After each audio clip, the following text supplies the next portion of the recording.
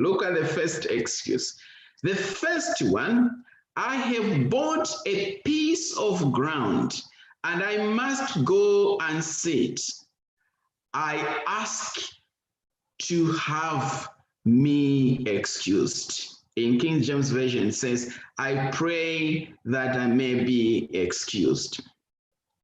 And another, the second one, I have bought 5 yoke of oxen, and I am going to test them. Therefore, I ask you to have me excused. Still another, who is the rude one, listen to him. He just said, I have married a wife, and therefore I cannot come. Him is not even asking for an excuse. He's just saying, I cannot come. I cannot come. So that the servant came and reported these things to his master. Then the master of the house, being angry, said to his servant, go out quickly into the streets and the lanes of the city, and bring in here the poor, and the maimed, and the lame, and the blind. And the servant said, Master, it has been done as you commanded, but still there is room.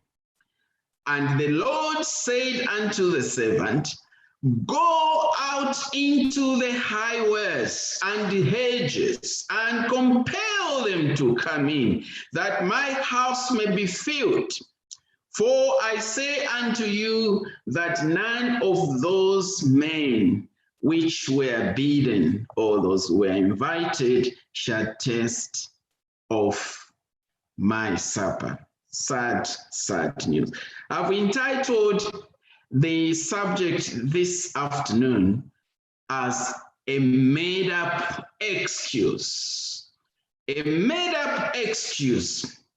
Excuses. The fact is that excuses, friends, can paralyze our lives. We have all tried to come up with believable or unbelievable excuses instead of just accepting defeat at some point in our lives. Some people are good at it and others are not.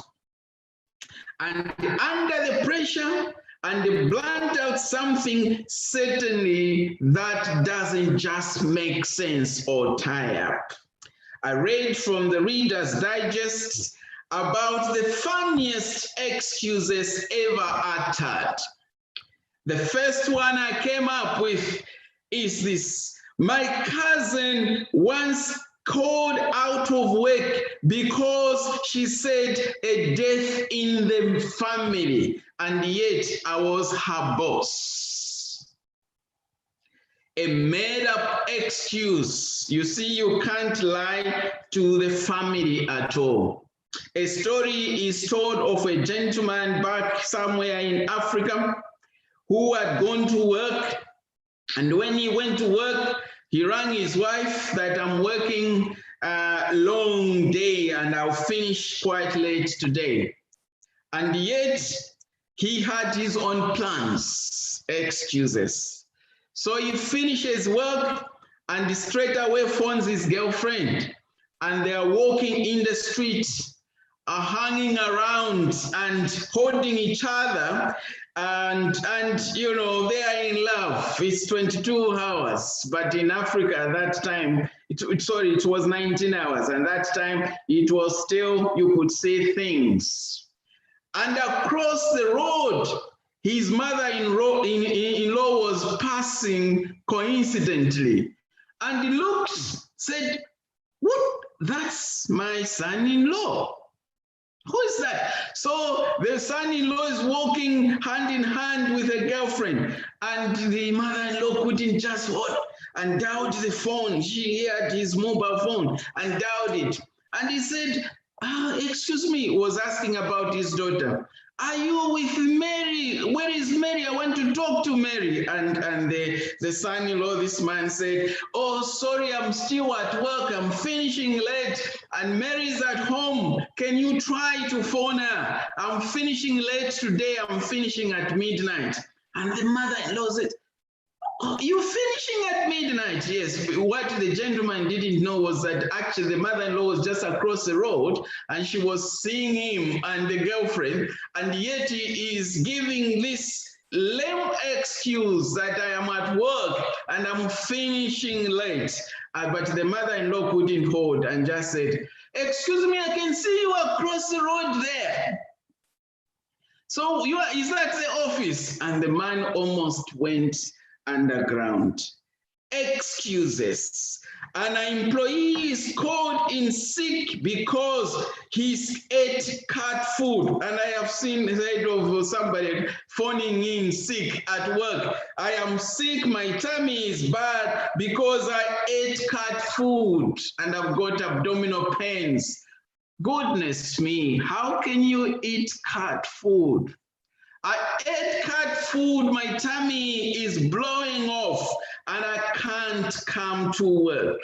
A made-up excuse. As a matter of fact, when we just came to Liverpool here 2 weeks ago, I was driving just for the first 2 weeks when we arrived in Liverpool, and I was driving in Edge Lane. And most of you who live in Liverpool, you know where the cameras are on Edge Lane. And I didn't know where the cameras are. And I'm driving from Manchester. And my car didn't have a speed, sensor. And then I received a ticket, speeding ticket.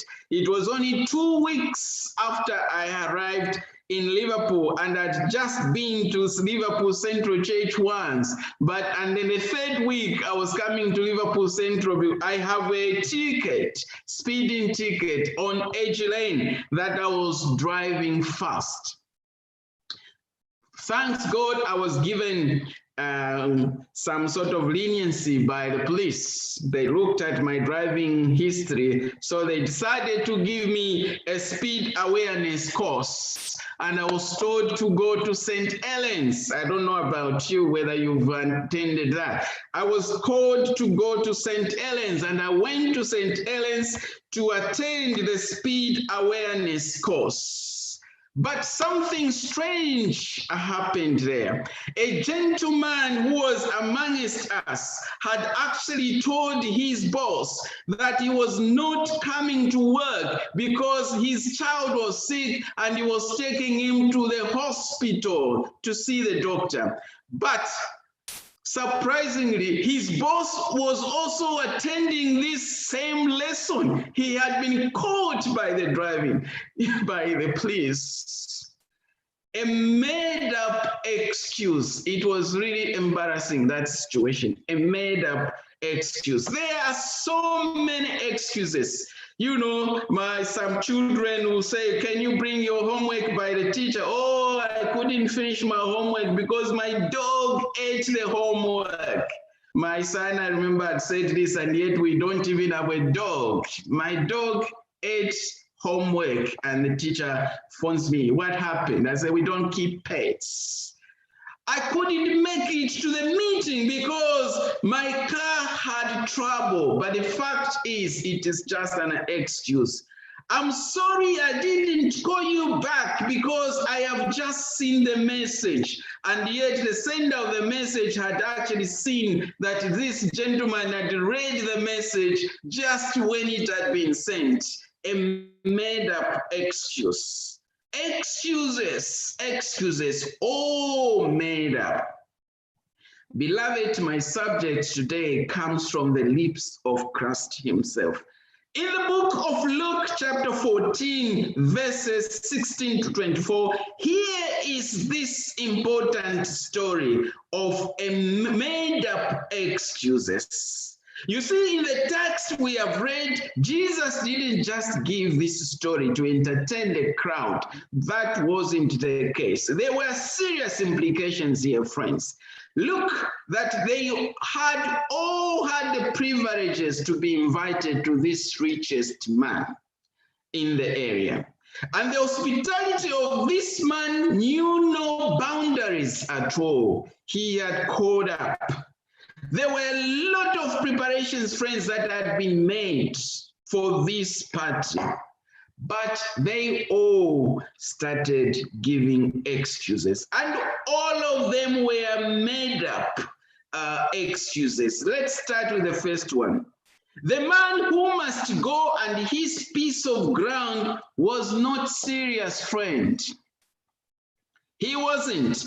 You see, in this part of the land,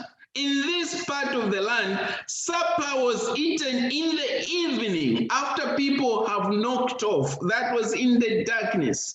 But this guy says, what a flimsy excuse. I have bought a land, I must go and see it and plow it. You can't go to do your garden or your land in the night.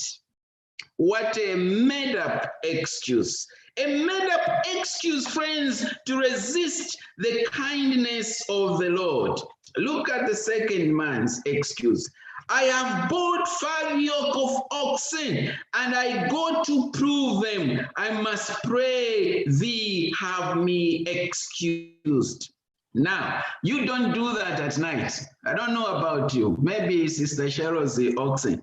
You don't do that at night. You know, you don't go and do that at night.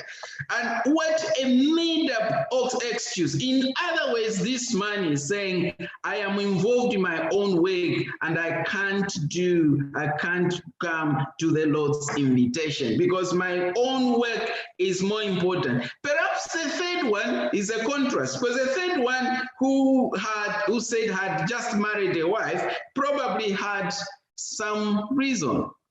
Isn't it?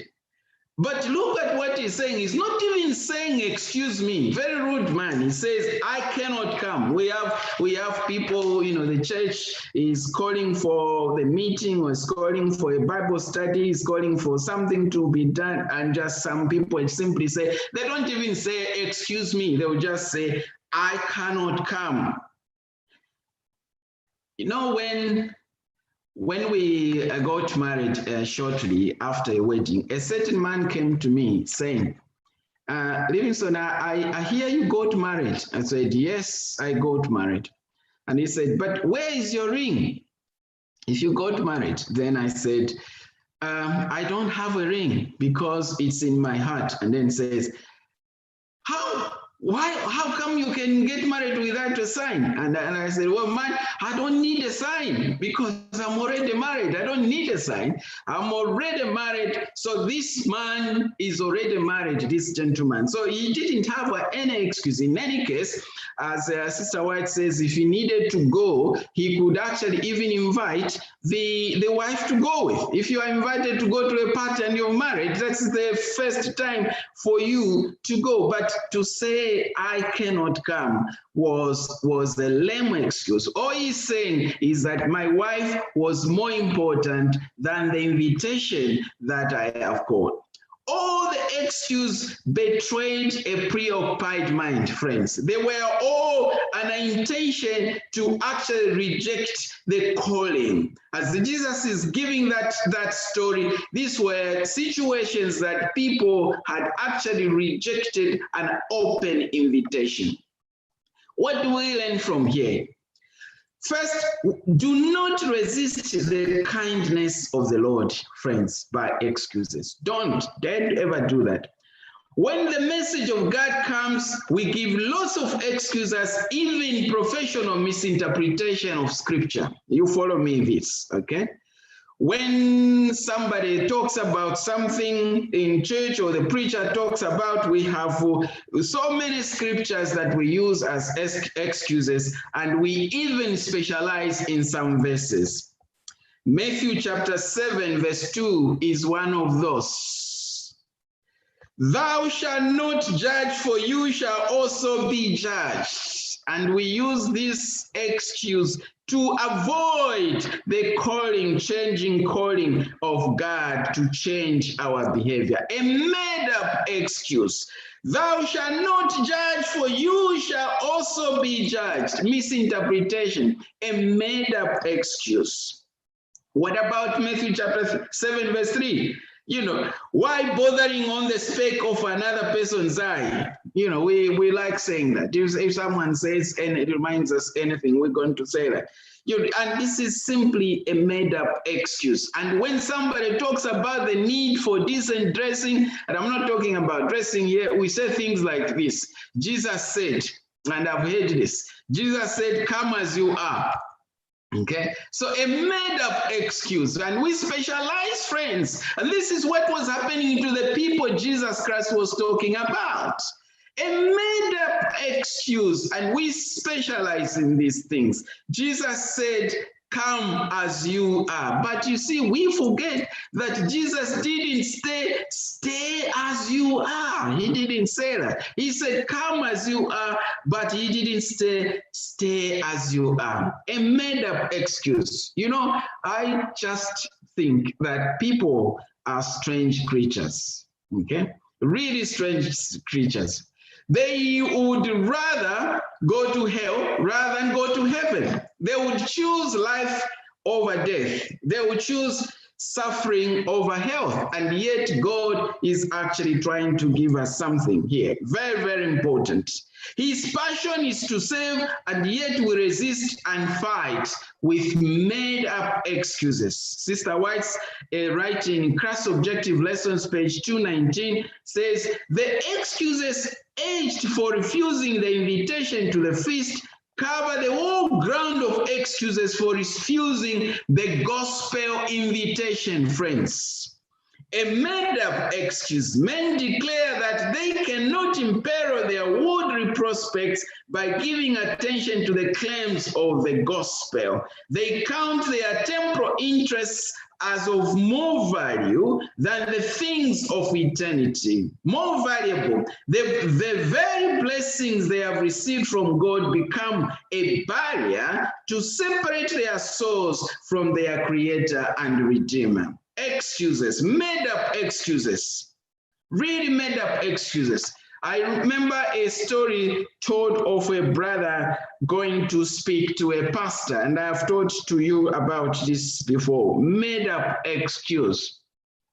The brother phones the pastor to say, Pastor, I want you to come and pray for me. And pastor says, okay, I will come to your house. And pastor goes to the brother's house. And pastor says, tell me what we should pray for.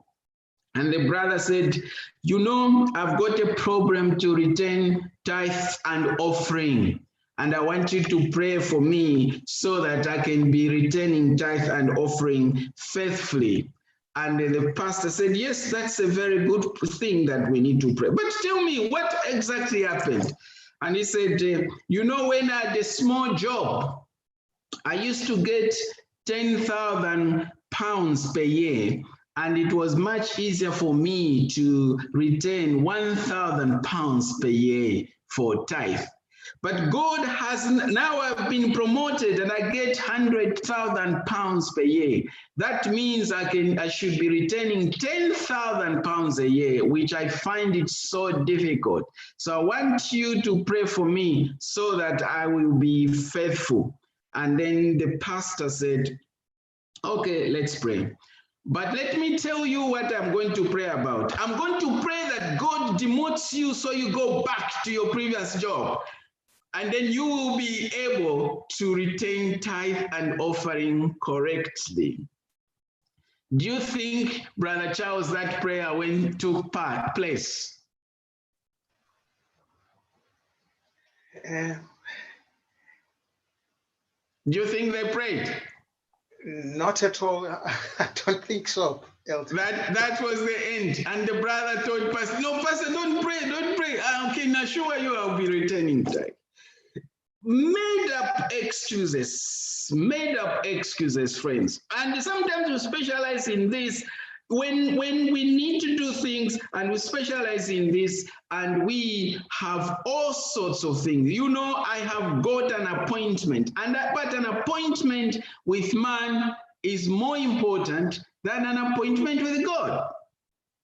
A made up excuse. I got to earn a living, but you see, if God doesn't care about you, You are not going to earn a living. Even you can get the money and tomorrow you die. And the money will go into your bank account and you will never see it. I have got to take the car to my garage. But you see, if God doesn't care about you, that car will be a wreck the following day after it has been taken to the garage. Because even if the mechanic does it, if God doesn't care, that car will be broken. Made up excuse. Made up excuse. We need to understand, friends, that excuses are an attempt for us to take us away from God. Got to study, so I can't come to church today on Sabbath because I have to study. You see, if God doesn't care, young people, if God doesn't care, you will still fail your assignment. If God doesn't care, you'll still fail your PhD. You will still fail your PhD 10 times and they will exclude you from university. Or you can only succeed because God cares. Number 3, if we resist, friends, there are many to take our place among outsiders. If you follow the story very carefully there. So the servant came and reported these things to his master. Then the master of the house, being angry, said to his servant, "Go out quickly into the streets and lanes of the city and bring in here the poor and the maimed and the lame and the blind." And the servant said, "Master, it is done as you commanded, and still there is room." And the Lord said listen to this, "Go out into the highways and edges and compel them to come in, that my house may be filled. For I say that none of these men which were invited shall taste the supper." So if we do resist, if we have all these excuses, we put all these barriers, friends, God has people out there. And they will be called, they will come to fill up. Some of us, we think that, by our positions, actually, we can dictate the direction of the church. But you see, whether we are there or not, the work of God will still continue. It will still continue. So a made up excuse. So the master of the house, being angry, said, "You've had the privilege. You've had everything. You have heard the word of the Lord. Those of you, he's saying to us this afternoon, those of you who know the Sabbath, those of you who have been in church, and yet you have rejected the message. Brethren, let's not lose our chance. It's a serious thing for us. Let us not lose our chance. You see, the church, sadly, is going through a very time of shifting and shaking. We have reached a time when we used to be condemned by people outside. Now it is actually coming from within. That's where the condemnation is. There are still good men, friends out there, and they will come in and they will come and take up our places. They will take the places of those who are too busy to hear the word of God. They will take the place of those who have lots of excuses. And the last point is plenty of room in my Father's house. He says, go out into the streets and lanes, and there will be those people who will come and occupy, because there's still plenty of room in Father's house. Oh, ladies and gentlemen, today we have a habit of putting things premium ahead of God, and finances and jobs ahead of God, our wives ahead of God, our own time ahead of God. But you see, these are made up excuses to resist the hand of God. God says, Liverpool Central refuses. If they refuse, go out to the Catholics and compel them to come in, and they take the place of those that are chosen. God says, Liverpool Central refuses. Go out to Jehovah's Witnesses, go out to the Muslims, go and compel them to come, and they will take up the places of Liverpool Central Church members. God says Liverpool Central refuses, go out to everyone, including the streets and Catholics, and compel them to come, and they will take up the places of those that are chosen. As we live today, friends, let us stop to make our excuses to resist the calling of the Lord. These things, friends, that we love so much, that we try to exchange for our souls, are only temporal. They will pass away, friends, I can tell you today. If you are interested in your life and you think that your life is precious, then let's stop making up excuses and let us make up our mind. To sit out there and making all excuses is simply for us to condemn ourselves to condemnation and to death. So, brethren, God is willing to call us every time. And if you are willing to join us, remember that God and heaven will be beautiful. The New Jerusalem, friends, is my home. I don't know about you. It is my home. And Paul says in 1 Corinthians chapter 2, verse 9, eye has not seen, nor ear has heard, neither have entered into the heart of man the things which God has prepared for them that love him. Oh, I love to be there, friends. My heavenly home is bright and fire. I don't know about you, friends. Let us not be carried by this land, because there is a land of pure and light, friends, where bliss eternal reigns. Infinite day excuse the night, and pleasures banish pain. Friends, this current world, I can tell you, is full of COVID. It's full of hurricanes. It's full of war. It's full of fights. It's full of fires, full of fire flames, full of floods, and the list go on and on. But we are traveling to Emmanuel's land. And soon, friends, we shall hear the trumpet sound. And soon we shall be with Jesus' reign. And never, never shall we part again. Let us stop the lame excuses. If that is hope this afternoon, I pray that you open the hymn book and sing with me 442.